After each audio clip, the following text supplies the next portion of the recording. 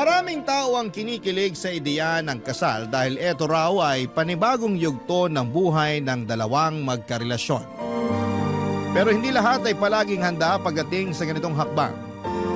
Ikaw kabarangay, kailan mo nakikita ang sarili mo na maglalakad palapit sa altar para sa kasal mo sa isang taong mahal mo?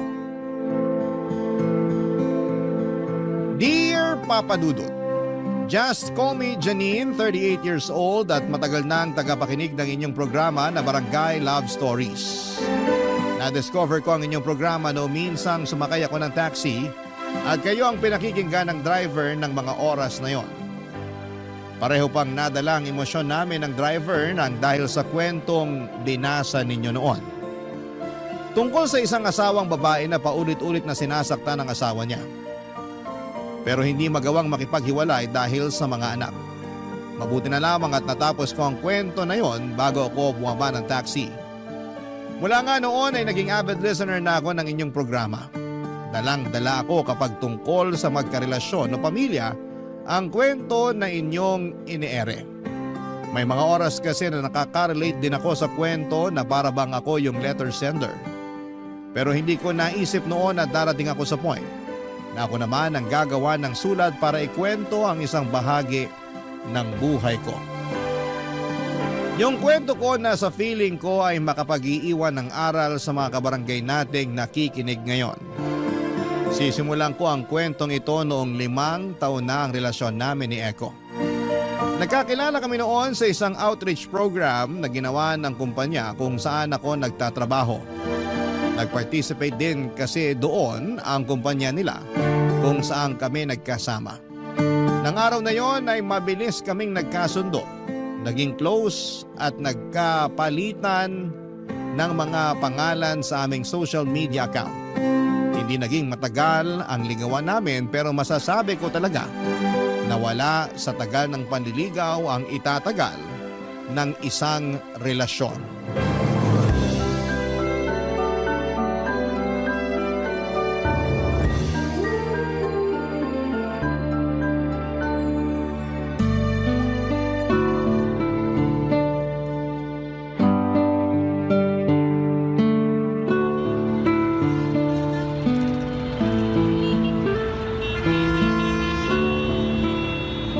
Grabe, sobrang traffic talaga sa area na to, no?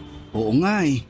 Kakaandar lang ng sasakyan natin kanina tapos tumigil na naman tayo agad bago mag-stoplight. Iniwasan na nga natin ang rush hour pero naipit pa rin tayo sa traffic. Ganun talaga kapag family day tapos ganitong oras, B.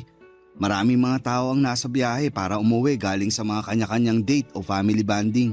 Sa bagay, may point ka dyan sa sinabi mo, B. Pero sarap talaga ng cordon bleu kanina na kinain ko dun sa bahay ng lola mo. Pati na yung buko salad nila, hindi talaga tinipid sa buko at gatas. Alam mo naman kapag dun sa bahay ni Lola ginanap ang family reunion at birthday niya, bawal tipirin ang mga rekado para sa pagkain na ihahanda nila. Kasi halos lahat ng mga kamag-anak namin, kahit yung mga nasa abroad, uuwi talaga para makipag-celebrate. Nakakatuwa nga kasi may program at pa-games pa talaga na ginawa kanina dun sa birthday ni Lola. Last year wala namang ganung pakulo, di ba? Wala nga, B. Ang gusto kasi ng mga tita ko, gawing mas espesyal ang 80th birthday ni Lola. Kaya nag-meeting pa talaga sila online para gumawa ng program at mga pa-games sa party. Grabe nga kasi ang daming nag-participate kanina. Kahit nga tayong dalawa hindi nakaligtas sa pagsali sa games, di ba? Oo, muntik pa nga sana tayong manalo sa newspaper dance kanina eh. Na out of balance kasi ako, kaya lumampas ang pa ako sa nakatuping dyaryo habang buhat kita. Feeling ko nga, kailangan ko na talagang mag-diet. Mukha kasing nabibigatan ka na sa akin. Uy, hindi ah. Ang sexy mo kaya, lalo na kanina. Kita mo nga, ang daming nakapansin ng mga kamag-anak ko na pumayat ka raw. Mas mataba ka raw nung huli ka nilang nakita. Tinanong nga nila kung ano raw ba ang diet ko. Sabi ko mahilig lang akong kumain ng stress sa trabaho kaya pumapayat ako. Yung isang tita mo na pinsan ng mami mo, nakailang tanong sa akin kung pinaghahandaan ko na raw ba yung pagbuo natin ng anak kaya nagpapapayat ako. Talaga? Ano namang sabi mo? Ang sabi ko, wala pa sa plano natin yun. Ni hindi pa nga tayo kasal tapos anak agad ang hinahanap nila sa atin. Si Lola nga, nakailang tanong din sa akin kanina kung kailan ba natin siya bibigyan ng apo sa tuhod. Actually, B, tinanong niya rin ako kanina nung kaming dalawa lang ang magkatabi sa sofa. Ang sabi niya pa, sana raw sa susunod na taon may kasama na tayong baby sa birthday niya. Masyado talagang excited si Lola na lalong palaki ng pamilya namin. Pero hindi ko rin naman siya masisi dahil karamihan sa mga pinsan ko na mas bata pa sa akin, may asawa at mga anak na. Yung mga pinsan mo na madalas nangungutang sa'yo, di ba? Oo, sila nga. Kita mo yun? May mga anak na nga sila pero parang hindi pa nila talaga kaya na bumuo ng pamilya. Kaya dapat, hindi minamadali ang pagpapakasal at pagbuo ng pamilya. Mas mahirap na ang buhay ngayon kumpara sa panahon ni na Lola. Kaya dapat din na maging mas tripling handa tayo bago tayo pumasok sa ganong klase ng responsibilidad. Papadudot, masasabi ko na magkaiba kami ng ugali ni Echo. Sa aming dalawa, siya yung mas mahilig sa mga sorpresa. Mas makulit at mas maraming pakulo pagdating sa relasyon. Siya rin ang nagpaplano madalas ng mga out-of-town vacation namin. At maaga pa lang ay sinasabi na niya sa akin ang mga plano niya. Sa totoo lang kasi ay hindi ako mahilig magbakasyon. Lalo na sa malalayong lugar, papadudot. Medyo workaholic kasi akong tao kaya ayoko nang naiiwan ang matagalang trabaho ko sa opisina. Naintindihan ko naman paminsan-minsan na kailangan din nating mag-relax at lumayo sa trabaho. Pero para sa akin kasi parte na ng pag-relax ko ang trabaho na ginagawa ko. At dahil nga sa tagal ng relasyon naming dalawa, kada family gathering na nagaganap, mapapamilya man ni Echo o pamilya ko ay palaging tinatanong kung kailan ba kami lalagay sa tahimik na buhay. Minsan nga ay pinipilosopo ko na lamang sila at sinasabi ko na tahimik naman ang buhay namin ni Echo. Sa sobrang tahimik ay halos hindi na kami nag-aaway na dalawa. Nakakasawa na rin kasing sagutin ng mga paulit-ulit na tanong nila, papadudot. Hindi ko rin nagigets noon kung bakit parang kailangan pa na updated sila sa mga plano namin ni Echo para sa relasyon naming dalawa. Kami ni Echo ang magkarelasyon kaya kami lang dapat ang nakakaalam ng mga plano at depende yon sa amin kung sasabihin namin sa kanila. Yun tuloy ang madalas naming napag-uusapan ng katrabaho kong si Alice. Lalo na noong nagkasama kami sa binyag ng anak ng isa pa naming katrabaho, Papa Dudut.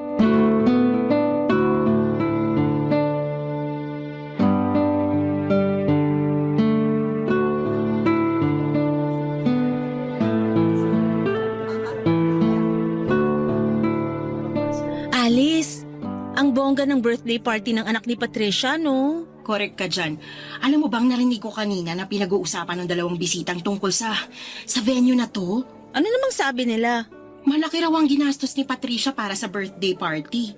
Halata naman. Sa setup pa lang nitong party, kabog na kabog na. Ang daming mga batang bisita pero parang hindi sila nahubusan ng papremyo sa pag-games nila. Tapos iba pa yung papremyo nila kanina para sa games ng matanda. Tingnan mo nga yung pagkain dun sa mahabang lamesa. Hindi pa nangangalahati pero nire-refillan na kagad ng mga waiter. Nag-birthday party din yung anak ko noon pero hindi ganito kabongga. Ayoko rin gumastos ng malaki para sa isang araw lang na birthday party, no? Kanya-kanyang trip lang din naman yan. Saka di ba nakwento rin ni Patricia na ang tagal bago sila nabigyan ng anak ng asawa niya? 4 na beses yata siyang nakunan nun, tama ba? Ang pagkakatanda ko, 5 beses siyang nakunan kasi may problema ang matris niya. Buti nga kahit papano, nabigyan sila ng anak ng asawa niya. Ang hirap kaya para sa mag-asawang walang anak. Ibig sabihin lang nun, may perfect timing para sa lahat ng bagay na nangyayari sa buhay natin. Pero grabe, ang cute ng anak ni Patricia, no? Sobra! Tuwang-tuwa ako dun sa bata habang pinapanood ko siyang buksan yung regalo ko para sa kanya. Ang higpit ng yakap niya sa binigay ko na stuffed toy na unicorn. Mahilig siya sa stuffed toys, di ba? Oo, kaya yun ang niregalo ko sa kanya. Nakakagigil lang talaga yung cuteness niya, lalo na kapag ngumingiti siya at lumalabas yung 2 dimples niya. Para tuloy, gusto ko na rin magkaanak kapag nakikita ko siya. Gusto mo pala eh. Bakit hindi pa kayo magpakasal ni Echo? Ang sabi ko, parang gusto ko pa lang, pero hindi pa naman talaga buo ang loob ko. Alam mo, hindi ko talaga magets kapag nagiging topic natin ang tungkol sa bagay na yan? Ano namang mahirap intindihin sa hindi pa buo ang loob ko para bumuo kami ng pamilya? Hindi ko magets kasi parehas naman kayong may maayos na trabaho ni Eko. And so, Matagal na rin kayong magkarelasyon kaya bakit hindi pa kayo magpakasal? kasi nga ayoko pa. Alam ko sa sarili ko na hindi pa ako handa. Marami pa akong plano sa buhay ko. Gaya ng... Gusto ko pang tumaas ang position ko sa trabaho natin. Gusto ko makakuha ng sarili kong sasakyan at makapag-travel din abroad. Pwede mo namang gawin yan kahit kasal na kayo ni Eko. Hindi ganun kadali yun. May mga bagay ako na gustong gawin na para lang muna sa sarili ko. Oo, kasama si Eko sa mga plano ko para sa future. Pero marami pa akong gustong gawin sa buhay ko bago ako magpakasal at bumuo kami ng pamilya.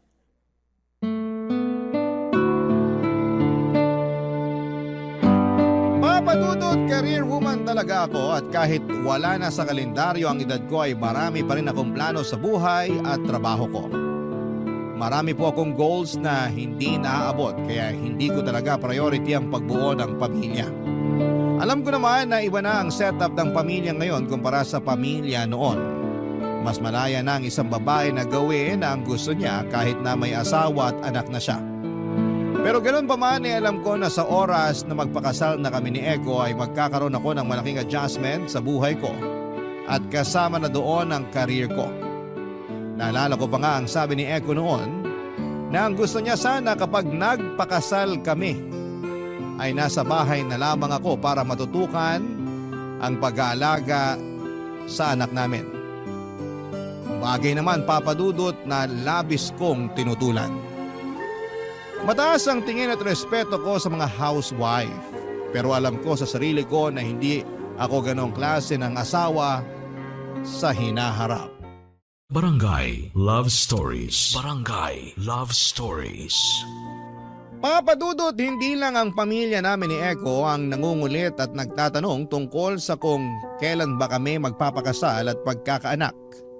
Pati na ang mga kaibigan namin ay palaging tinatanong yon kapag nagkikita-kita kami sa labas. Sa circle of friend kasi namin ni Eko, kaming dalawa na lamang ang hindi pa kasal at wala pang anak. Inaanak nga namin halos lahat ng mga anak ng mga kaibigan namin. Kaya may mga oras noon na nakakapagod din talagang sagutin yung paulit-ulit nilang mga tanong. Pero minsan ay napapansin ko na sinasakyan ni Eko ang mga tanong na yon. Humihirit siya at sinasabi na kung siya ang tatanungin ay handa na raw siya. Napakasalan ako anytime sa kahit saang simbahan man. Siyempre tinatawanan ko lamang yon dahil ayaw kong gawing seryosong usapan ang tungkol sa bagay na yon. Ang pagpapakasal at pagkakaroon ng anak ay hindi naman contest na kailangan naming makipag-unahan. Maraming bagay o aspeto ang dapat na i-consider bago pumasok sa ganitong klase ng responsibilidad. Hindi pwede yung handa lang kami para masabi na oras na para magpakasal at bumuo kami ng isang pamilya, papadudot.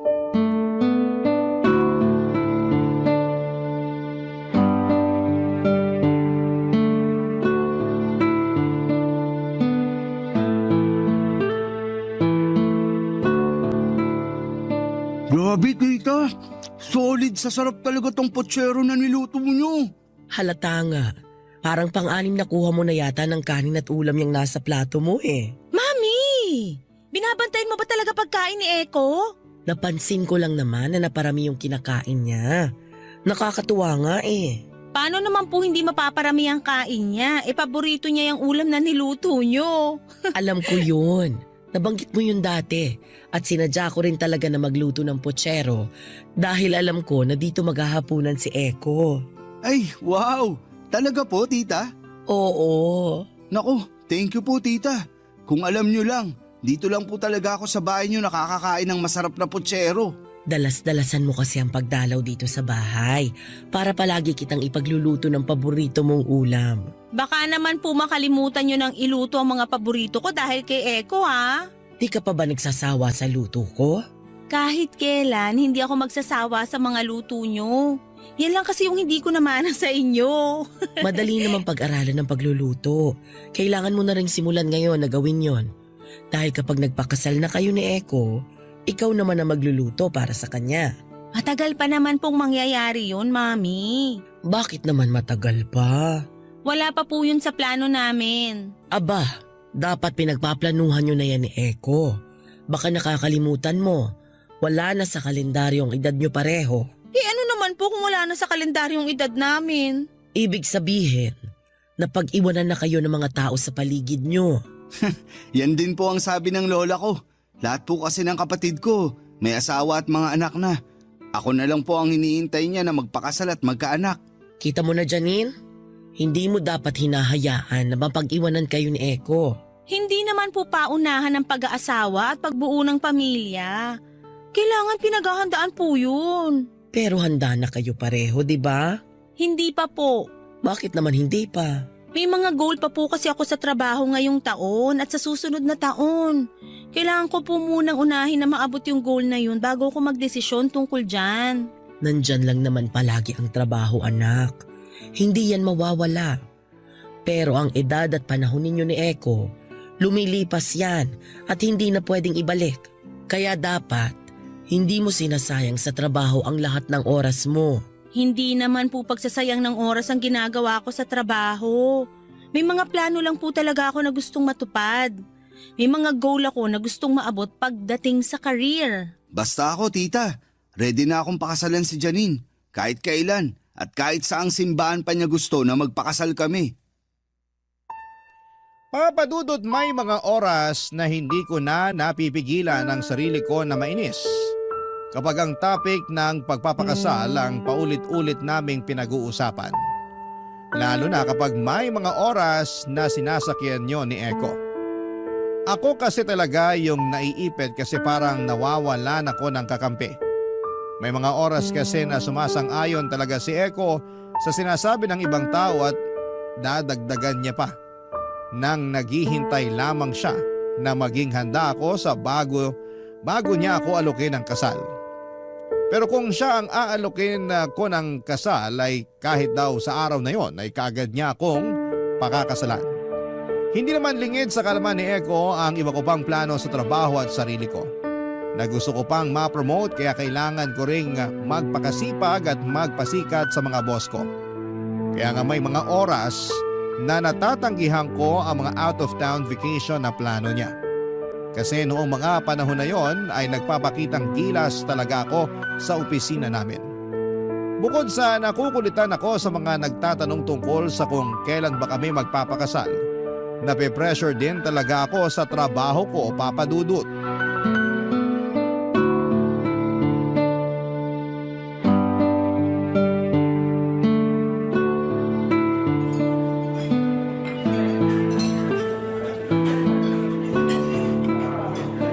Tagal na rin pala mula nung huling beses na kumain tayo sa restaurant na to, no? Oo, parang halos 1 taon na rin yung nakalipas. Ang layo din kasi nito mula sa workplace natin pareho eh. Pero worth it naman puntahan at kainan, di ba? Sobrang worth it. Ang sarap kaya ng kare-karing bagnet nila dito saka blueberry cheesecake. Nasira na naman tuloy yung diet ko. B, hindi mo kailangang mag-diet kasi hindi ka naman talaga tumataba. Akala mo lang yun, pero tuwing magtitimbang ako, palaging may nadadagdag sa bigat ko. Kahit dumoble pa ang timbang at lapad mo, hindi pa rin magbabago ang pagmamahal ko para sa'yo, B. Naku, humihirit ka na naman dyan. Nagsasabi lang ako ng totoo. Alam mo naman kung gaano ako kapatay na patay sa'yo, di ba? Patay na patay talaga. Oo, kasi di ba, 2 beses mo akong binasted nun. Kasi ang sabi ko, hindi ko pa priority ang pakikipagrelasyon noon. Kakalipat ko lang sa bagong trabaho ko kaya stressed pa talaga ako nung mga oras na yun. Oo, alam ko yun. Kaya nga hindi ka agad ako sumuko. Kahit parang wala nang pag-asa na sasagutin mo ako. Grabe ka naman, B. Nung una pa lang may pag-asa ka na talaga sa akin. Siyempre medyo nagpapakipot lang talaga ako saka alam ko rin sa sarili ko na hindi pa ako handang pumasok sa relasyon nung nakilala kita. Ayoko lang din na maging unfair sa'yo noon kaya hindi muna kita sinagot. Oo, alam ko na rin yun. Kasi nasabi mo na rin sa akin ang tungkol doon. Pero thank you ah. Thank you saan? Kasi sa dinami-dami ng manliligaw mo, ako ang pinili mong sagutin. Makarami ka naman. Dalawa lang naman yung nagkasabay naman ligaw sa akin noon. At ikaw lang ang in-entertain ko. Akala ko nga, hindi mo na uli ako tatawagan nung binasted uli kita sa pangalawang pagkakataon eh. Sinubukan talaga kitang tiisin. Pero ayun, hindi ko kaya. Kasi mahal na mahal talaga kita. Mahal na mahal din kita, Bi. Ay, ang sarap namang marinig ng mga salitang yan mula sa'yo, B. Pero grabe, ang bilis talaga ng panahon. Hindi ko napansin na 5 taon na pala ang relasyon nating dalawa. Ako rin, Bi. Akala ko nga, hindi mo matatagalan yung ugali ko kasi sobrang topakin ko. Okay lang, kasi mabilis naman akong nasanay. Grabe ka sa akin! Pakasal na tayo, B. Ano ka mo? Ang sabi ko, magpakasal na tayo, Janine. Ano bang nakain mo? Ba't ganyan ka magsalita? Hindi ko kailangan kumain ng kahit na anong kakaibang pagkain para itanong sa'yo ang tungkol sa kasal. Wala pa akong singsing ngayon pero handa na ako. Handa na akong pakasalan ka. Kahit mamaya o bukas at kahit saang simbahan mo pa gusto. Eko. Hindi na tayo bumabata, Janine. Gusto ko at gusto na rin ng pamilya ko na magpakasal tayo at magkaroon ng anak. Kaya ayoko nang sayangin ang pagkakataon na to para ayain kang magpakasal. Matagal ko nang alam sa sarili ko na handa na ako. Kaya gusto ko na sanang Sorry, Eko. Pero ayoko pa. Ayokong pag-usapan ng kahit ano tungkol sa kasal. Kasi hindi pa ako handa. Hindi pa ako handa na magpakasal sa'yo at bumuo ng pamilya. Sana maintindihan mo na ayoko pa talagang magpakasal sa ngayon. Papadudod sigurado na ako na si Eko ang gusto kong makasama sa panghabang buhay. Siya lang ang lalaking nakikita ko na kasama sa altar at kapalitan ng pangako na habang buhay na pagsasama. Si Eko lang ang lalaking gusto ko na maging tatay ng mga magiging anak ko sa hinaharap. At bago ang gabi ng pagpopropose niya sa akin ay napansin ko na yung pagiging balisa ni Eko. May mga oras kasi noon na nahuhuli ko siyang nakatitig sa akin tapos kapag napatingin ako sa kanya, napapangiti na lamang siya bago umiwas ng tingin. Tapos napapadalas pa noon na isinisingit niya sa usapan namin ang tungkol sa plano para sa future naming dalawa. Kung saan ko raw ba gustong magpakasal. Kung ilan ang gusto ko na maging anak namin. Kung saan ko gusto na tumira at kung ano-ano pang bagay na tungkol sa buhay may pamilya. Medyo kinakabahan na talaga ako noon kasi may kutob ako na kung saan papunta ang mga kakaibang kinikilos niya. Hanggang sa dumating na nga ang gabi ng pagpopropose niya sa akin. At nang gabi na yon, halo-halo na ang emosyon na nararamdaman ko. Hindi ko na rin halos maintindihan at isa lang ang sigurado ako. Hindi pa ako handa na magpakasal kay Eko. Barangay Love Stories. Barangay Love Stories. Papadudot medyo kinakabahan din ako kay Eko noon kasi nakita ko kung paano namula ang mga mata niya at nagpigil pa ng luha nang sabihin kong hindi pa ako handa na magpakasal sa kanya. Nagbitaw siya ng malalim na buntong hininga bago saglit na tumahimik. Saglit po kaming nagpakiramdaman bago naging seryoso ang boses niyang tinanong kung tapos na ba akong kumain at nang sabihin kong oo ay kaagad na niyang kinuha ang bill namin at binayaran yon. Sinabi niya na ihahatid na niya ako pauwi.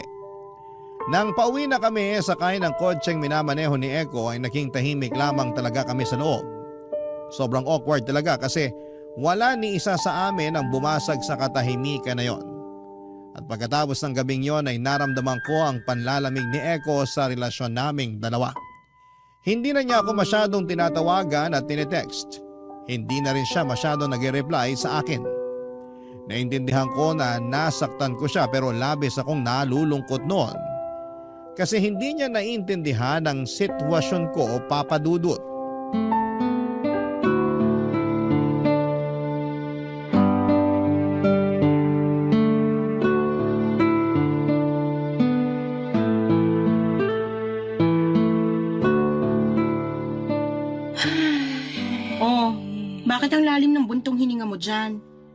Wala lang.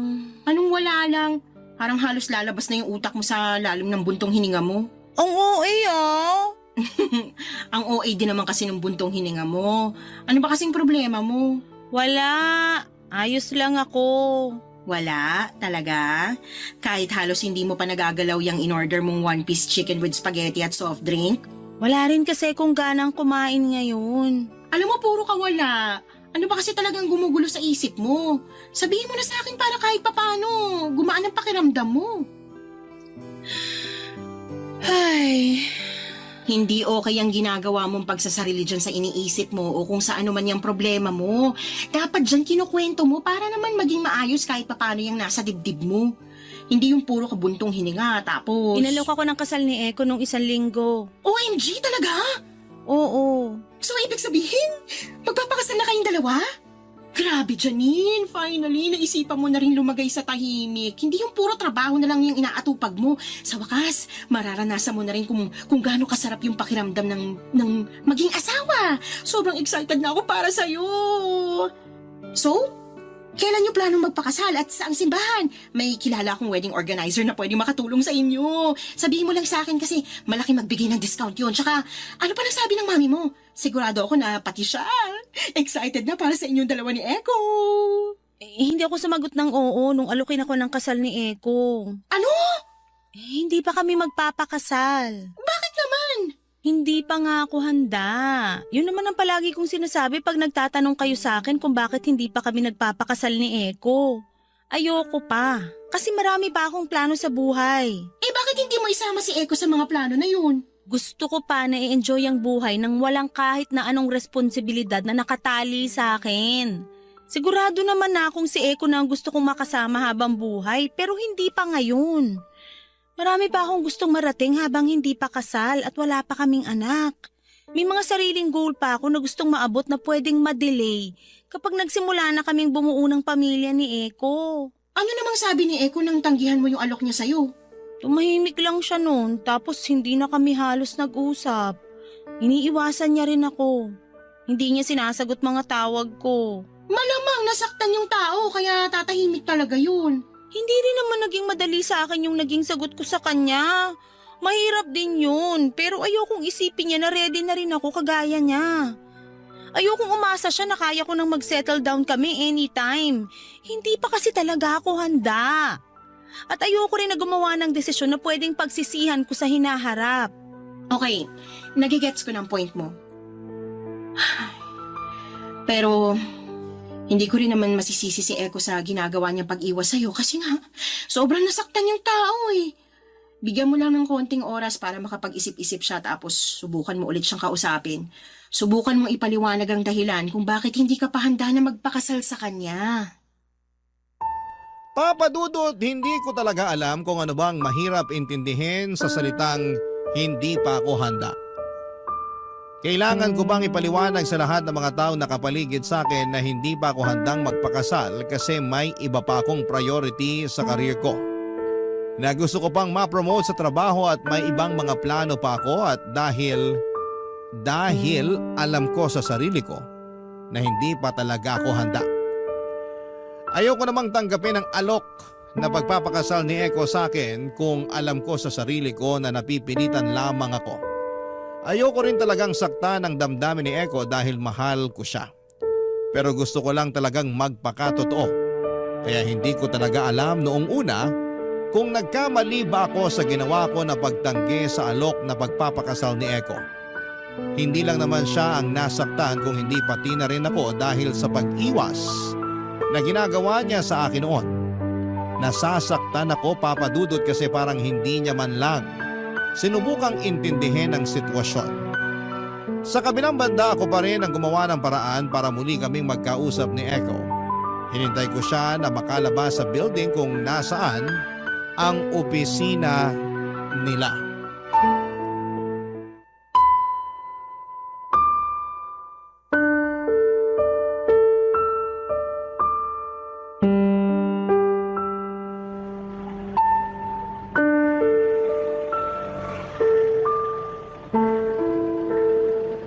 Eko, sandali lang.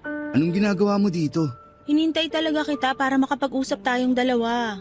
Kailangan ko makauwi ka agad, kaya sa ibang araw na lang tayo mag-usap, Janine. Eko, please naman. Huwag mo kong iwasan. Alam mo na kailangan nating mag-usap ngayon. Ano pa bang kailangan nating pag-usapan? Yung tungkol sa ating dalawa. Janine, malinaw naman, di ba? Malinaw na hindi mo tinanggap ang alok kung pakasalan mo ko. Oo, pero hindi naman ibig sabihin no na ayoko na magpakasal sa'yo. Wala naman akong balak na tapusin yung relasyon natin eh. Parang ganun na rin yun. Dahil pinaramdam mo sa akin na ayaw mo akong pakasalan. Tinanggihan ko yung alok mo ng kasal hindi dahil ayokong magpakasal sa'yo. Hindi pa nga kasi ko handa. Pero bakit nga? Bakit hindi ka pa handa hanggang ngayon? Janine, ilang taon na tayong magkarelasyon. Kulang na nga lang. Magsama na tayo sa iisang bahay dahil sobrang kilala na natin ang isa't isa. Ang hindi ko lang talaga maintindihan kung bakit palagi mong sinasabi na hindi ka handa. Mahal mo naman ako, di ba? Oo, sobra. At wala akong ibang gusto na makasama habang buhay kung hindi ikaw lang, Eko. Yun naman pala.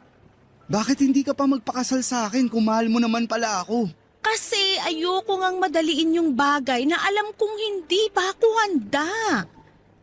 Eko, alam mo naman ang pinagdaanan ko sa buhay, di ba? Maagang nagpakasal sina mami at daddy noon kaya hindi naging madali ang buhay namin habang lumalaki ako. Naranasan ko kung paano tipirin ni na mami baon namin para lang may pambayad ng bill sa bahay. Nagutom ako nung bata pa ako pero hindi ko yun sinabi kay mami. Kasi nga alam kong sobrang gipit kami sa pera. Nag-working student ako para lang makatulong sa bahay at makatapos ng pag-aaral ko. Marami kaming hirap na pinagdaanan bago naging maayos at magaang ang buhay namin. Kung iniisip mo na baka mararanasan yun ng magiging anak natin, hindi ko hahayaan na mangyari yun.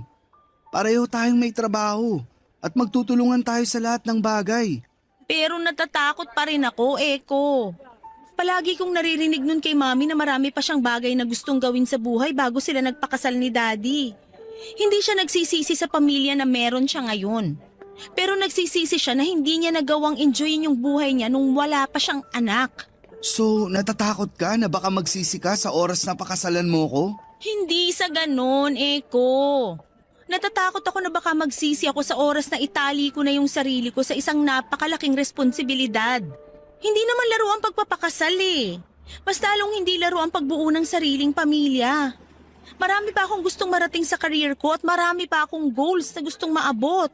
Hindi mo ba maaabot ang mga yon ng kasama ako? Gusto kong patunayan sa sarili ko na mas may itataas pa ang estado ng buhay ko sa sarili kong pagsisikap. Gusto ko rin munang makita na mas gumanda pa ang takbo ng career ko. Hindi rin tumadali para sa akin. Nahihirapan ako, maniwala ka man o hindi. Takot na takot din ako. Kasi baka mawala ka sa akin. Eko, mahal kita. At kung talagang mahal mo ko, irerespeto mo yung desisyon ko.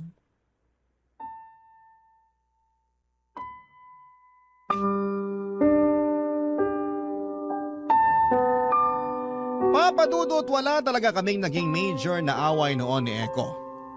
Kahit magkaiba kami ng personality ay hindi yun naging issue sa ilang taon na relasyon naming dalawa. Pero nang taon na yon ay masasabi ko talagang nasubok ang katatagan naming pareho. Ilang buwan na pareho kaming tuluyan ng lamig sa isa't isa na akala ko ay mauuwi na talaga sa hiwalayan. Pagkatapos kasi naming mag-usap ay humingi muna ng space si Eko mula sa akin na ibinigay ko naman sa kanya. Hindi ko alam kung naiintindihan niya ba ang point ko na ayoko lang na maranasan ng magiging anak namin ang naranasan ko noon sa pamilya ko. Ayokong bumuo ng pamilya na wala masyadong maayos na plano. Kaya naman halos 2 buwan din na wala kaming komunikasyon ni Eko at sa mga buwan na yon ay pinilit kong mag-focus sa trabaho. May mga oras na hindi ko mapigilang maiyak, lalo na kapag nasa bahay na ako dahil sobrang nami-miss ko na si Eko. Hanggang sa dumating ang araw na siya na mismo ang gumawa ng paraan para muli kaming magkausap at magkaayos. Muling naging maayos ang relasyon namin ni Eko. Sinabi niya na naiintindihan niya na raw ang sitwasyon ko. Bilang isang babae, at kaparehas niya na hindi pa handa sa mas malaking responsibilidad sa buhay. Nakakatuwa lang kasi naging bukas ang isipan niya para sa naging desisyon ko noon. Alam ko na hindi talaga madali sa kanya ang ibinigay kong sagot. Pero binigyan niya pa rin ang pagkakataon na maayos ang relasyon namin. Isang pagkakataon na pareho naming hindi pinagsisisihan. Pagkalipas kasi ng 3 taon ay nagpakasal na kami ni Eko at ngayon ay may 2 ng anak. Dito ko na rin po tatapusin ang sulat ko, Papa Dudut, at sana ay may naiwan ding aral ang kwento naming ito na hindi dapat minamadali ang isang desisyon lalo na kung ito ay makakaapekto sa buhay natin. Bago tayo pumasok sa isang panibagong yugto ng buhay natin ay dapat alam natin sa sarili natin na handa tayo physically, financially and mentally. Ang inyong forever kapuso at kabarangay, Janine. Dear Papa Dudut, naniniwala ba kayo sa kasabihan na kapag bumitaw tayo sa isang bagay na pinangahawakan natin ay mas nagiging magaan ang lahat? Ako kasi oo. At yun ang eksaktong pakiramdam na gusto ko nang gawin sa relasyon namin ng girlfriend kong si Almira. Pero bago ko ikwento ang dahilan kung bakit gusto ko nang bitawan ang relasyon namin, pabati muna ng isang mapagpalang tanghali sa inyong lahat. Nakatulad kong avid listener ng Barangay Love Stories. Itago niyo na lamang po ako sa pangalang Benji. 31 years old at taga Mandaluyong. Nagtatrabaho ako sa isang BPO company sa Pasig simula nung 18 years old ako. At kung ilalarawan ko ang sarili ko ay masasabi ko namang may itsura ko. Abulin din ng mga babae at binabae pero straight gaya ko. Regular sa gym at sumasali sa mga running event. Non-smoker pero umiinom ng alak paminsan-minsan. Basta for me ay health is wealth. Namatay kasi sa cancer ang father ko noong 17 years old ako kaya simula noon ay iningatan ko na talaga ang sarili ko. Pero mabalik tayo sa sinabi kong habulin ako ng mga babae at binabae. Totoo yon. Lalo at may pagka-playboy din ako. Kahit nung teenager pa lamang ako at nagpatuloy yon noong nagtrabaho na ako sa call center. Pero good boy ako sa mata ng mga relatives ko at ang nakakaalam lang ng pagiging mapaglaro ko sa mga babae ay ang pinsan at best friend kong si Emerson, Papa Dudut.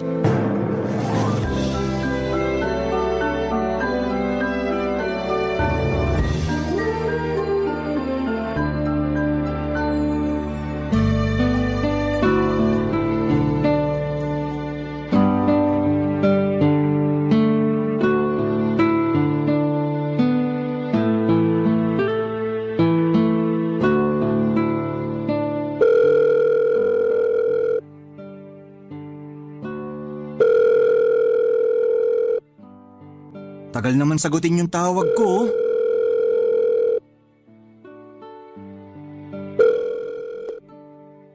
Hello?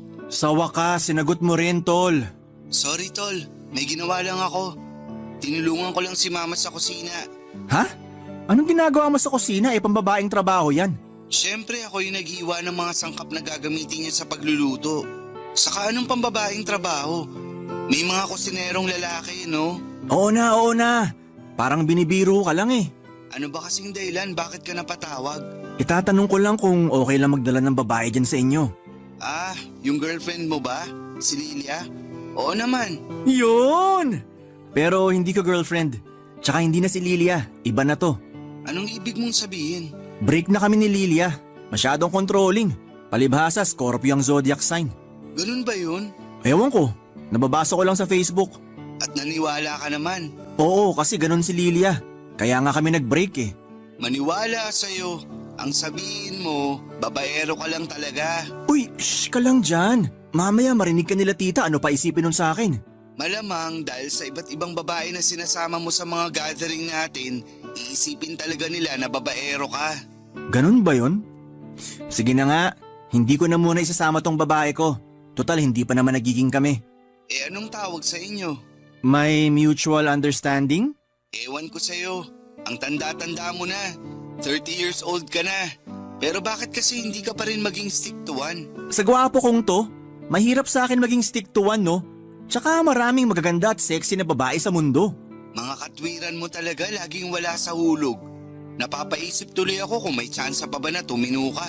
Ako nga, hindi ko iniisip yung bagay na yan. Kaya wag mo na rin masyadong isipin. Basta, ikaw lang nakakaalam ng pagiging playboy ko. Oo, kaya nga nag-aalala pa rin ako na baka isang araw makarama ka na lang sa pinagagagawa mong yan. At bakit naman ako makakarma? Tinatanong mo pa talaga? Siyempre, nananakit ka ng puso ng mga babae. Pinapaasa mo sila tapos iniiwalayan. Ganun talaga nangyayari sa isang relasyon kapag hindi nag-workout ang dalawang tao. Naghihiwalay. Kesa naman patuloy pa sila magsama kahit na hindi ganun katindi yung pagmamahal nila sa isa't isa. Paano mo nasasabi yan? Kung hindi mo naman binigay yung 100% na pagmamahal mo sa isang babae. Para sa akin, hindi ko pa nakikilala yung babaeng bibigyan ko ng 100% ng pagmamahal ko. Kaya habang wala pa siya, trial and error muna. Ewan ko sa'yo, mga katwiran mo talaga. Kung hindi wala sa hulog, bulok. Hayaan mo na lang kasi ako sa ginagawa ko. Total masaya naman ako. Hindi lahat ng masaya mabuti na. Tandaan mo pa rin yun. Oo na. At lagi ko pa rin papaalala sa'yo na mag-ingat ka sa gawain mong yan. Lalo na papalit-palit ka ng partner. Baka magkasakit ka niyan. Ewan ko na lang talaga sa'yo. Maingat ako, huwag kang mag-alala. Pero salamat pa rin sa paalala. Walang anuman. Anong oras ka ba pupunta rito sa bahay? Inaantay ka nila mama at papa. Anniversary pa naman nila. Huwag mo silang iinjanin. Mga bago mag-alas 12, nandyan na ako. At oo naman, hindi ko i-injanin sina tito at tita. Okay, see you later sa bahay. See you later, bye. Papadudot anak ng tiyuhing kong pastor si Emerson kaya ganon ang ugali niya. Yun bang literal na good boy tapos ako ay mapagpanggap lamang. Pero sa kabila ng lahat ay hindi naman siya judgmental kaya sa kanya ako nakakapag-open up ng mga nangyayari sa buhay ko. Kasama na nga doon ang pagkakaroon ko ng iba't ibang karelasyon. Alam ko na hindi nakaka-proud na magpapalit ng partner pero hindi talaga kasi ako makontento sa iisang babae. Pero nagbago ang lahat nung nakilala ko si Almira. 29 years old siya ng panahong yon at nagtatrabaho sa isa sa mga leading bank sa bansa. Nagkakilala kami sa party through a common friend. Ang masasabi ko lang ay na-starstruck talaga ako noon sa kagandahan niya. Tapos ang puti at ang kinis din ang balat niya. Siyempre bilang attracted ako sa ganong klase ng babae ay kahinaan ko si Almira. Kaya naman mabilis pa sa alas 4 na pinormahan ko siya. Hiningi ko kaagad ang number niya at bagay na hindi naman niya pinagkait sa akin. Doon na nga kami nagumpisang mag-usap at nalaman ko nga na NBSB siya o no boyfriend since birth. Kaya naisip ko na chance ko na yon para mapasagot siya at maging kauna-unahang boyfriend niya. At hindi nga nagtagal ay nagbunga ang pangungulit ko sa kanya. Effort at panunuyo. Nang pumayag siyang magpaligaw sa akin, papadudot. Pagkalipas nga ng 2 buwan ay sinagot na niya ako at ganap na kaming magkasintahan.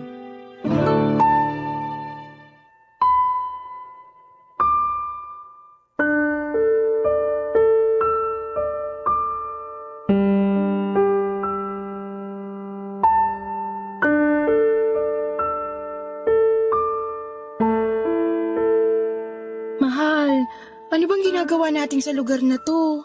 Ano pa nga bang ginagawa ng mag-boyfriend at girlfriend sa lugar na to? Kaso Eddie! hindi pa ako handa eh. Ha? Hindi ka pa handa saan? Saan pa ba?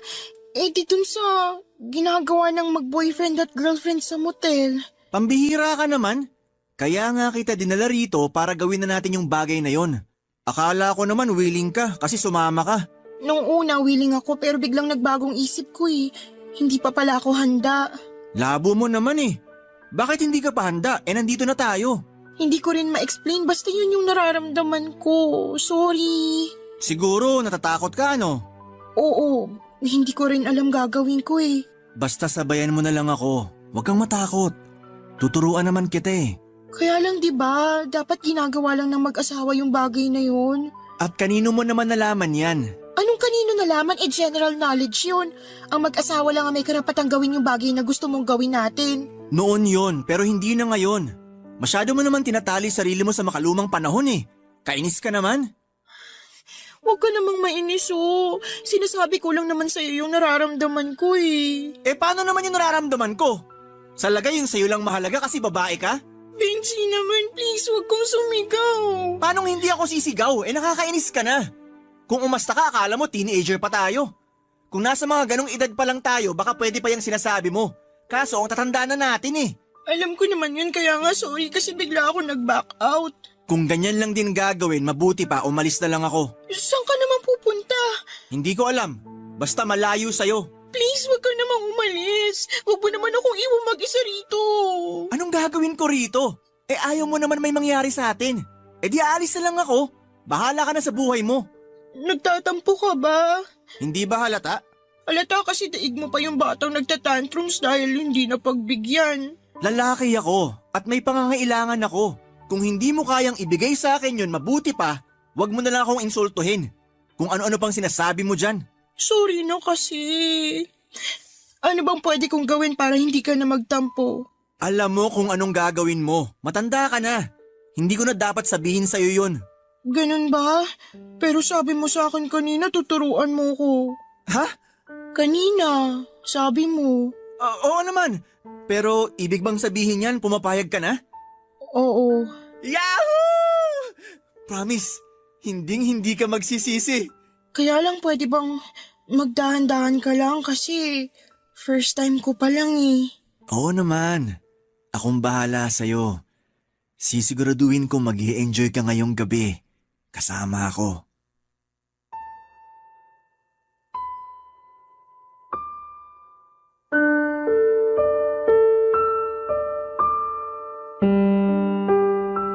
Papadudod doon ko na-realize na medyo makalumang tao si Almira. Pati na rin ang pag-iisip niya pero buti na lamang at hindi ako nahirapang kumbinsihin siya. Naayos lang na gawin namin ang bagay na yon dahil nga moderno na ang panahon. Kaya masayang masaya talaga ako nung pumayag siyang may mangyari sa amin ang gabing yon.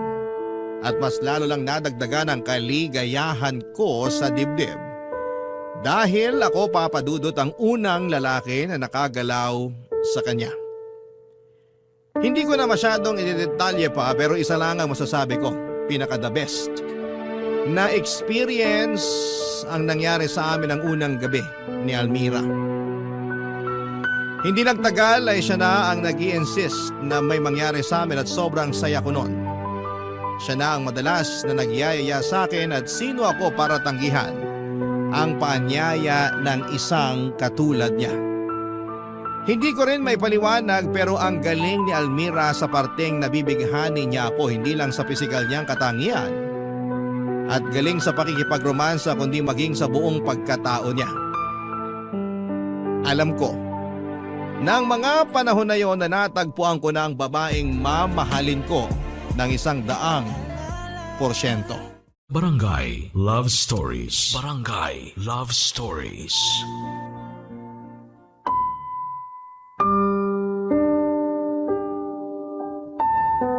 Papadudot ang unang beses naming ginawa ni Almira yon ay nasundan pa nga ng mas marami pang beses.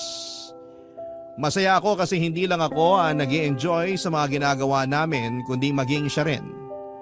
Minsan pa nga niyang nasabi sa akin na ginising ko raw ang natutulog niyang pagkababae. Kaya medyo proud ako pagdating sa bagay na yon. Kaya lang kung hindi naman kami magkasama ni Almira at kung walang nangyayari sa amin ay subsob sa trabaho ang girlfriend ko.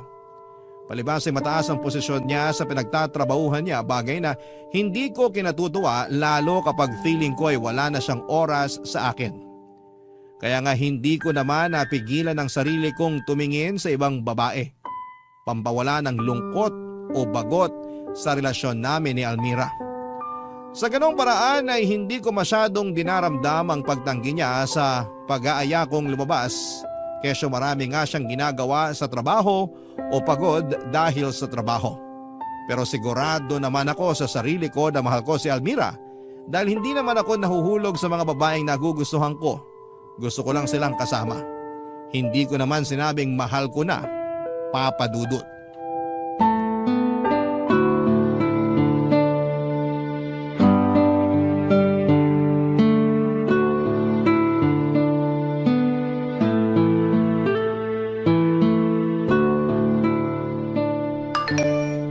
Uy, nag-reply na rin siya. Si Almira? Akala ko ba nasa seminar sila ngayon? Oo nga. Bakit? Sinabi ko bang si Almira yung nag-reply? Nag-assume lang ako kasi ang lapad ng ngiti mo. Kulang na lang mapunit yung pisngi mo. Oh. Tapos malalaman kong hindi pala yan si Almira. Sino yan ha? Wala lang to. Kailan ka pa naging chismoso ha? Alam kong masama maging tsismoso. Pero mas masama yung may iba kang babaeng inaatupag habang busy ang girlfriend mo. Ikaw nang may sabi, busy ang girlfriend ko. Kaya nga may kasabihan na pag wala ang pusa, naglalaro ang daga. Kung ganun, totoo nga na may ibang babae ka? Relax ka lang dyan, tol. Paano ako magre-relax? Mukhang bumabalik ka na naman sa pagiging babaero mo. Akala ko pa naman nagbago ka na nung makilala mo si Almira. Akala ko rin nagbago na ako. Pero kasalanan naman niya kung bakit ako humahanap ng atensyon sa ibang babae. Paano naman niya naging kasalanan? Yung pagiging busy niya sa trabaho, kaya nawawala na siya ng panahon sa akin. Pero may trabaho ka rin naman, di ba? Dapat alam mo yung pakiramdam na yun. Meron at alam ko naman yon. Pero mas busy sa akin si Almira. Nakakatampo na yung ilang beses niya rin tinanggihan mga pagyaya kung lumabas kami. Kaya nang bababae ka na lang. Oo na hindi. Anong oo na hindi? Labo mo naman? Oo, pero hindi ko naman mahal tong babaeng to. Kumbaga libangan ko lang siya para hindi ko masyadong maramdaman yung pagka-busy sa trabaho ng girlfriend ko. Tsaka si Almira pa rin naman ang mahal ko. Ang alam ko sa pagmamahal, dapat nananatili kang tapat sa taong mahal mo. Yun yung sayo, pero iba naman yung alam ko. Ewan ko sa'yo, Benji. Hayaan mo na lang kasi ako sa ginagawa ko. Malaki na ako, alam ko na to. Paano kita hahayaan? Masama nga yan. May girlfriend kang tao. Ipapaalala ko lang sa'yo. Sigurado pag nalaman ni Almira yung pagiging babaero mo, hihiwalayan ka nun. Wag naman, mahal ko yun eh. Kung talagang mahal mo si Almira, hahanap ka ng ibang pagkakaabalahan. Hindi ang pambababae mo. Marami naman dyan eh. Wala ka bang sasaliang marathon dyan? Para kahit paano malibang ka naman. Wala eh. Tsaka tinatamad na akong sumali. Mabuti pa, sumama ka na lang sa akin. Kung sa church yan, pas ako. Alam kong sasabihin mo yan, kaya hindi tayo dun pupunta. Eh saan? Sa book fair. Meron dito sa Metro Manila at gusto kong puntahan. Doon mo ako samahan. Boring naman nun, puro libro. Kaya nga book fair. Anong ine-expect mong makita? Mga alak? Oo, tsaka mga babaeng sumasayaw sa pole. Biro lang. Ikaw lang yung tumanda pero paurong. Sakit mo naman magsalita. Biro nga lang, di ba?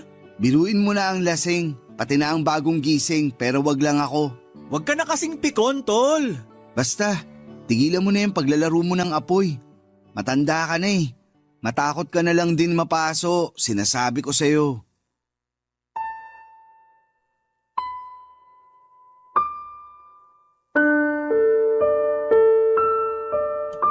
Papa Dudut, aminado naman ako na masama na ma-in love pa ako sa ibang babae lalo na at may girlfriend na ako. At si Almira nga yun. Pero sa totoo lang ay mahirap kalimutan ang mga bagay na kinasanayan ko na. Buti na lang talaga at nandyan si Emerson para magpaalala sa akin na dapat ay maging loyal na ako sa iisang babae kung ayaw kong makarma pagdating ng panahon. Sino ba naman ang gustong makarma, hindi ba? Saka tama rin naman siya nang sabihin niyang hindi na ako bumabata para maglaro pa rin ng apoy. Malaki ang utang na loob ko sa pinsang kong si Emerson dahil napakatyaga niya sa akin. Kasi malamang kung malamang, malalaman lang ng iba naming kamag-anak ang mga kalokohan ko. Lalo na sa pakikipagrelasyon ay baka itakwil nila ako. May ugali kasi sila na ayaw nila na nababahira ng kahihiyan ng angka namin, lalo na at karamihan sa mga kamag-anak namin ay may tungkulin sa simbahan. Pero syempre wala namang tao na pinanganak na perpekto at kabilang na ako doon. Bata pa lamang ay hindi na ako close sa parents ko dahil pinipilit nila sa akin ang relihiyon nila. Kulang na lang ay itakwil ako ng mga magulang ko At dahil wala naman akong kapatid ay wala akong nagiging kakampi. Pero nung nagkasakit ang mama ko, ako ang nag-alaga sa kanya. Ganon din si Papa, kaya naman noong nawala sila bagaman masakit, ay laking luwag naman sa dibdib ko yon. Hindi kasi birong mag-alaga ng may sakit, lalo na at mag-isa ka lamang sa buhay. Papadudot mabilis na lumipas ang mga araw at sa tulong po ni Emerson ay nakadiskubre ako ng bagong hobby na magugustuhan ko, kaya naman hindi na ako kating-kate na makapang babae. At yun nga ay ang pagluluto. Nag-aral akong magluto ng iba't ibang putahe mula sa recipe book na nabili ko sa book fair na pinuntahan namin ng pinsan ko para kay Almira. Sa ganong paraan ko na-impress ang girlfriend ko at masayang-masaya ako kapag nagugustuhan niya ang putaheng hinahain ko, Papa Dudut.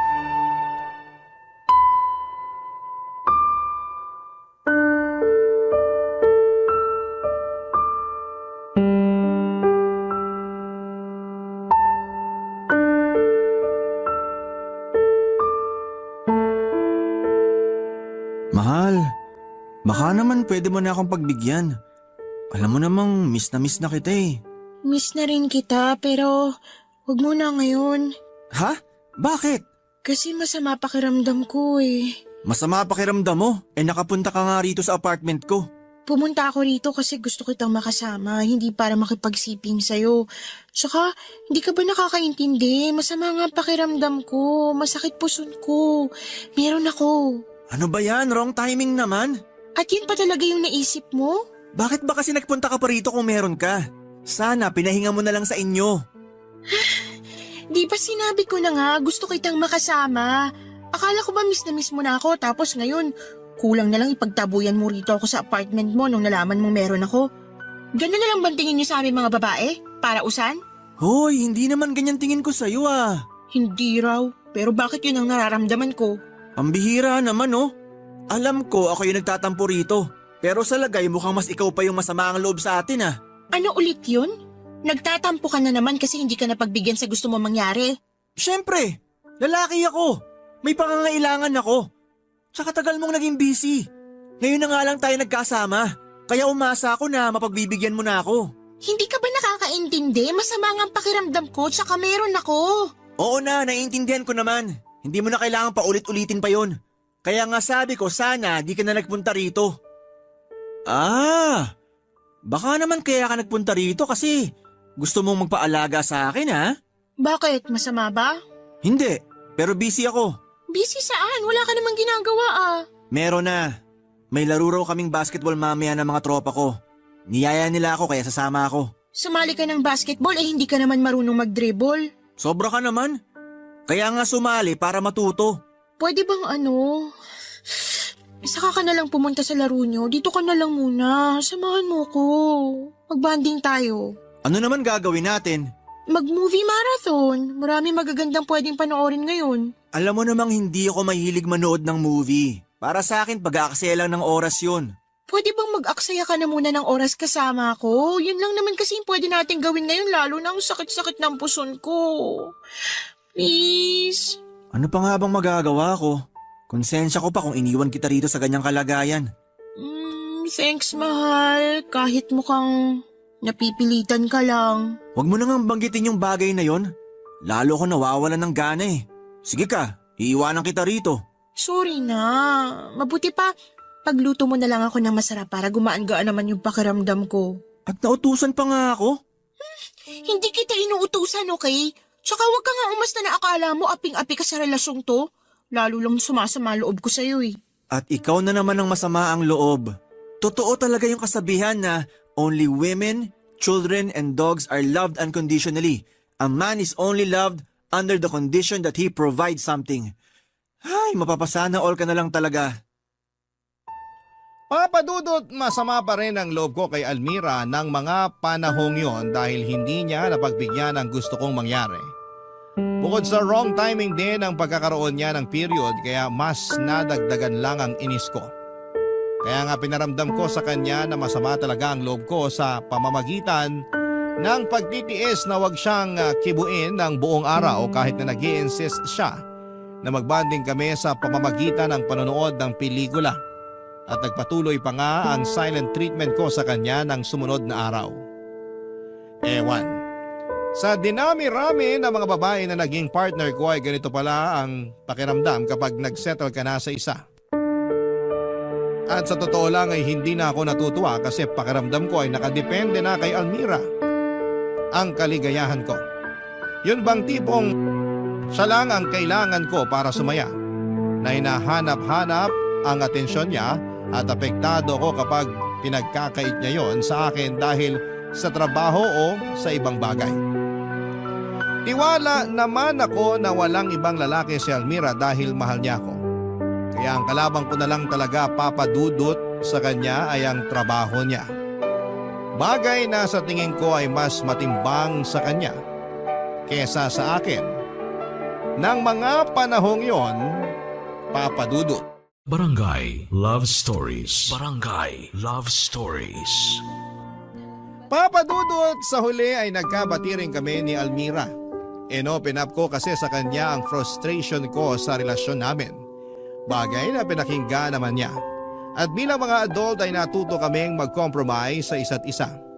Masasabi ko na masarap din pala na magkaroon ng permanenteng karelasyon lalo na at willing siyang gawin din ang lahat para mag-workout ang aming pagsasama.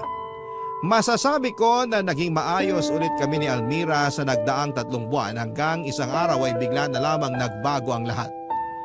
Hindi lingid sa kalaman ko ang madalas na pagkakasakit ng girlfriend ko. Nagsimula yon noong nagkaroon siya ng period at hindi na tumigil sa loob ng 1 buwan. Nang kumonsulta siya sa gynecologist, na-diagnose siyang may abnormal uterine bleeding. Niresetahan siya ng gamot para huminto ang pagdurugo at tumigil naman yon pero hindi niya sinabi sa akin na bumalik din pala pagkalipas ng 2 linggo. May tampuhan pa nga kami noon kasi hindi niya ako sinamahan sa outing namin ng mga katrabaho ko. Kesyo trabaho na naman niya ang dinahilan niya. Kaya nga noong kinompronta ko siya ay doon ko na nalaman ang katotohanan, papadudot.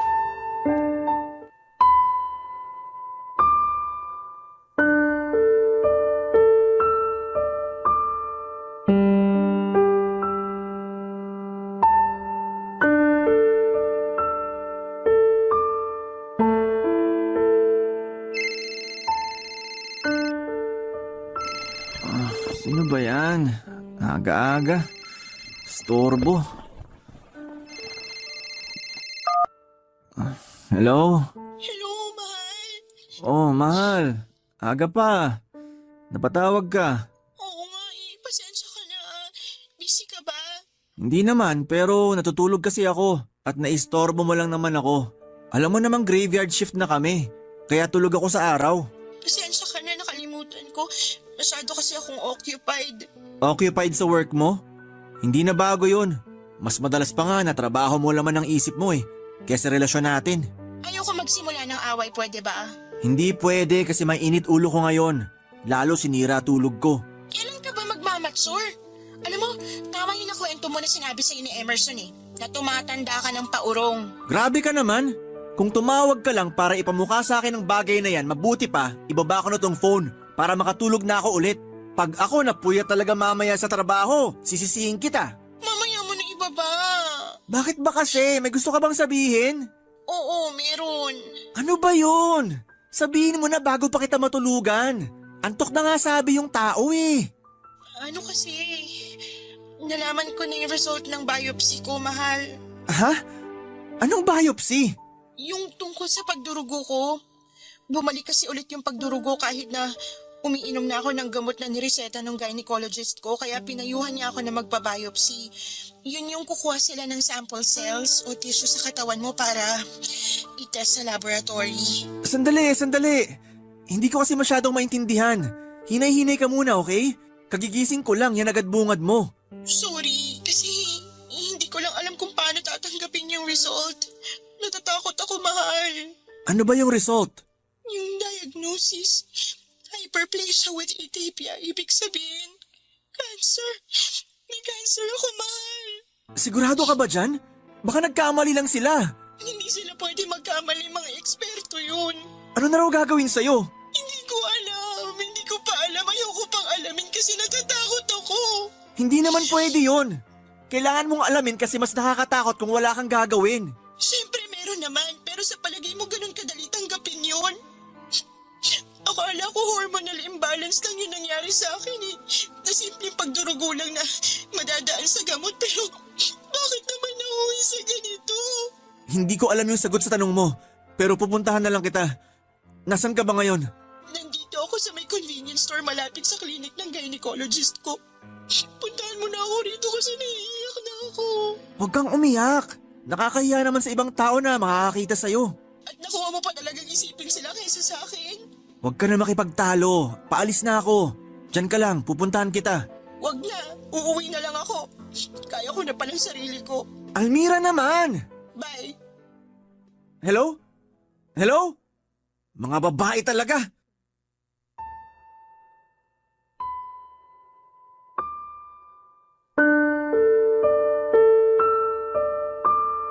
Papadudot gulat na gulat ako nang malaman ko ang resulta ng biopsy ni Almira. Pakiramdam ko ay pinagsakluban ako ng langit at lupa na pati siya ay tinamaan din ng cancer. Bigla tuloy bumalik sa akin yung alaala ko noong inaalagaan ko ang mga magulang ko na nagkasakit din. Bagaman hindi cancer ang kinamatay ni Mama, yun naman ang cause of death ni Papa. Natakot ako kasi alam ko sa sarili ko na mauulit na naman ang pinagdaanan ko habang inaasikaso ang mga magulang ko noong may sakit sila hanggang sa kanilang kamatayan. Pero syempre nanaig pa rin ang awa ko sa girlfriend ko. Nalungkot ako ng husto sa kalagayan niya at bilang boyfriend niya, responsibilidad ko siya, papadudot. Katulad ko kasi ay ulilang lubos na si Almira. May isa siyang nakababatang kapatid pero nasa Mindanao at madalang na lamang din ang kanilang komunikasyon. Ang pinakamalapit niyang kamag-anak ay nasa Camarines Norte. Kaya nga ako ang kasakasama ni Almira sa pagpapagamot niya noong lumala na ang sakit niya. Na-diagnose siya na mayroong endometrial cancer o cancer sa lining ng kanyang matres. At sa loob ng 7 buwan ay aaminin kong naubos na ako at nawala na ng pag-asa. Kaya nga nasabi ko sa pinsan kong si Emerson kung gaano na ako kapagod at gusto ko nang bumitaw, papadudot.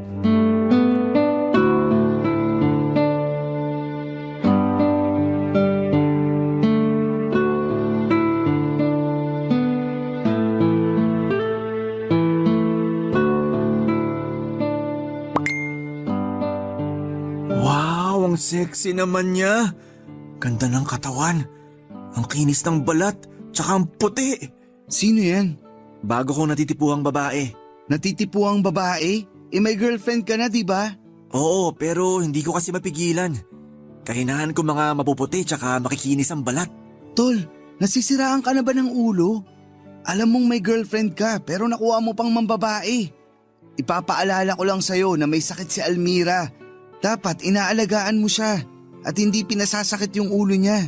Yun naman ginagawa ko. Inaalagaan ko siya. Pero nakakapagod na. Anong sinabi mo? Nakakapagod nang mag-alaga sa kanya. Parang hindi naman kasi umu-okay yung kalagayan niya. Parang di naman tumatalab yung mga gamot sa kanya. Pareho na kaming nawawalan ng pag-asa na baka gumaling pa siya. Kaya nga mas lalo mo siyang alagaan. Lalo mo siyang tutukan. Kasi kailangan ka niya ngayon. Pero pagod na nga ako, Tol. Hindi ka ba nakikinig? Pagod na ako. Nung nagkasakit parents ko, ako nag-alaga sa kanila. Wala akong katulong kasi wala rin naman akong mga kapatid. Kung dumadalaw man kayo sa kanila, saglit lang. Pag umalis kayo, ako na lang yung naiiwan sa kanila para asikasuhin sila. Kaya nga nung namatay sila, aaminin ko na medyo nakaramdam ako ng konting kaginhawaan sa dibdib kasi wala na akong aasikasuhin pa. Tapos ngayon, mauulit na naman kay Almira yung pinagdaanan ko noon sa mga magulang ko. Parang di naman yata patas yun. Anong hindi patas dun? Paanong hindi naging patas yun? Sa inyong dalawa, siya yung may mas mabigat na pinagdaraanan. Yan tayo eh. Porque hindi ako yung may sakit, ibig bang sabihin ayos na sa akin ang lahat? Hindi ka ba nakinig? Nakakapagod mag-alaga ng may sakit. Tsaka bakit kasi kailangan niya pa magkasakit ng ganon? Paano na lang yung mga pangarap namin? Hindi na yun matutupad. Kasi baka bukas o sa makalawa, kunin na rin siya sa akin. Bakit ka ba ganyan mag-isip? Habang may buhay, may pag-asa. Hindi totoo yan. Kasi umasa rin naman ako noon na gagaling ang mga magulang ko. Pero ang ending, pareho lang silang kinuha sa akin. Kaya nga hinanda ko na yung sarili ko sakaling may mangyaring di inaasahan kay Almira. Eto na nga, nagmo-move on na ako. Sa pamamagitan ng paghahanap ng ibang babae na pagtutuunan ko ng pansin. Mali pa rin yung paraan mo. Hindi tama na habang buhay pa si Almira at lumalaban siya sa sakit niya, nagmo-move on ka na at nambababae. Matakot ka nga sa karma. Natakot na ako noon sa karma. Kaya nga nagpakatino ako sa kanya. Pero anong ginanti sa akin ng kapalaran? Yung pagkakaroon ng cancer ng girlfriend ko? Kung hindi ba naman talaga patas ang mundo para sa lahat ng tao? Sakto! Ako pa yung naambunan ng kamalasan. Alam mo kung ano yung nasa isip ko ngayon? Ano? Na hinihintay ko na lang na kunin sa akin si Almira. Para matapos na ang lahat. Benji naman. Dun lang tayo sa makatotohanan, tol. Ayoko nang umasa para mabigulang ulit. Kaya mabuti pa. Hayaan mo na lang ako sa pambababae ko. Sa nalilibang ako sa ganitong paraan. At nakakalimutan ko yung nangyayari kay Almira. Kaya kung di mo ako kayang suportahan, wag mo na lang akong pakialaman. Please lang.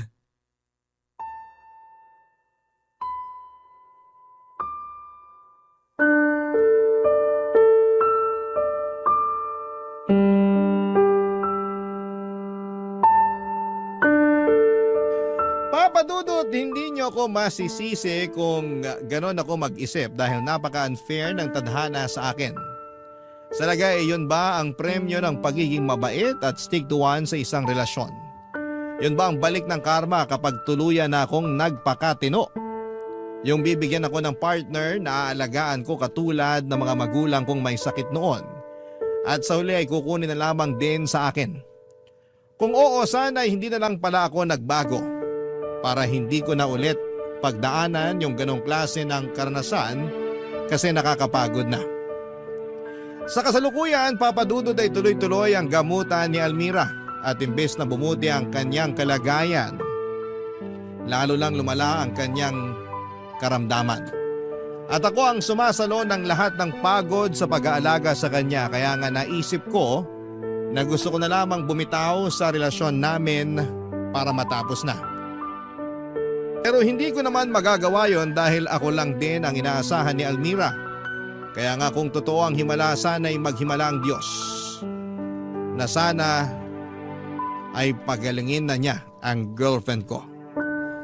Hanggang dito na lamang po ang sulat ko, Papa Dudut. Sana po ay mapili po ninyong i-ere ang kwento ng buhay ko sa Barangay Love Stories. Umaasa ako na sana ay mapayuhan ako ng mga kabarangay natin para naman mabigyan po ako ng pag-asa na manatili sa aming relasyon ni Almira at huwag bumitaw. Maraming salamat po and God bless sa inyong programa at sa inyong istasyon. Ang inyong forever kapuso at kabarangay, Benji.